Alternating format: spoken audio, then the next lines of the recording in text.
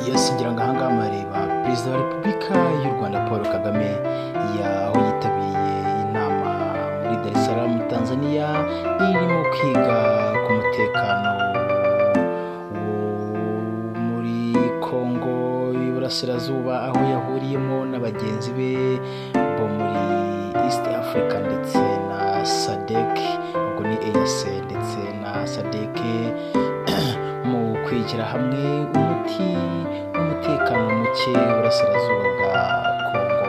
Aha urabona yari amaze guhabwa ikaze, ahita atangira kwitera story na Perezida Paul Kagame rwose yakomeje kwerekana ko ari umuperezida ukwiriye Afurika, by'umwihariko ukwiriye u Rwanda, rukwiye kuyobora abanyarwanda, aho umuhanzi Dr. Jose Chameleone ukomoka mu gihugu cya Uganda yamurasa amashimwe, yandika kuri Instagram ye, arandika ati, yashyiraho ifoto ye, arandika ati urakoze papa Paul Kagame. Bisobanuye iki rero?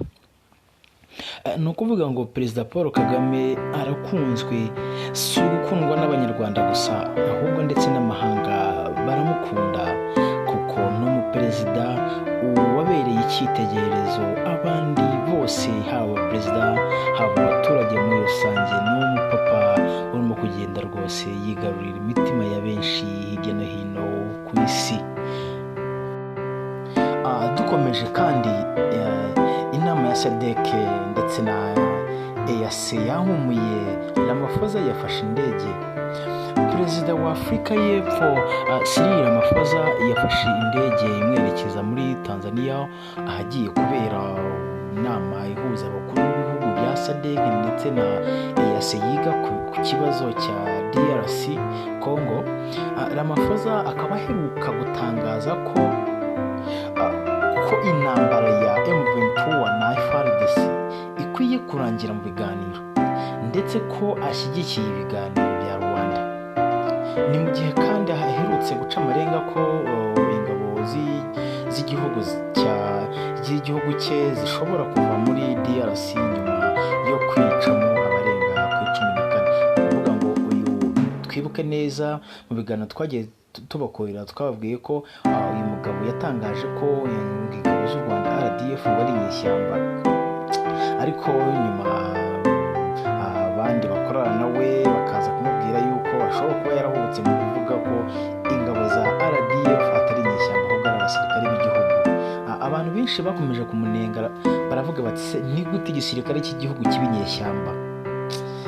Abantu ntabwo babyakiriye, ntabwo babivuzeho rumwe, kugeza n'ubwo inteko yateranye bakamuha urw'amenyo muri South Africa kandi bakorana, bakamubwira ati wowe gabanya gushaka inyungu muri DRC, witangira kwifashisha u Rwanda, ahubwo kura abasirikare bawe hariya mu nyungu zawe bwite, apana z'igihugu muri rusange, cyangwa se atari ukurinda umutekano nk'uko wagiye ubivuga kenshi ko wagiye ngo kurinda umutekano.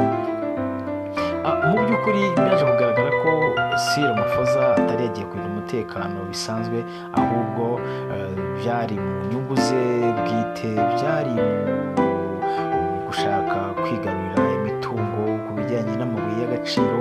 Aho abantu bagiye bamuha urw'amenyo bavuga ati, ndetse inteko yaratenye bavuga ati kurayo abana b'igihugu, wishaka kujya kubicirayo ahubwo bakureyo. Etse ni gute wavuga ko ugiye gutabara warangiza ukinjira mu mirwano? Ati se basi nimba ushaka n'imirwano, ese ubu warateguye wateguye nk'umuntu ushaka kurwana, cyangwa ashaka kutwicira abana gusa bagenda barase nk'aho batagira uburenganzira? Ari naho bakomeje rwose kumwiha bavuga ati kurayo, ahubwo M23 bakubereye imfura cyane ko bari bamaze iminsi batunzwe na M23, ari bashakira amazi yo kunywa, ari bashakira icyo kurya. Ni ukuvuga ngo Ramaphosa rwose yemeye gushyira baro hasi, aherutse gutangaza yuko noneho bagiye gukura abasirikare be muri Congo bakabasubiza muri South Africa, nubwo yari yafunze umutwe avuga ko badashobora guca mu Rwanda, ariko byarangiye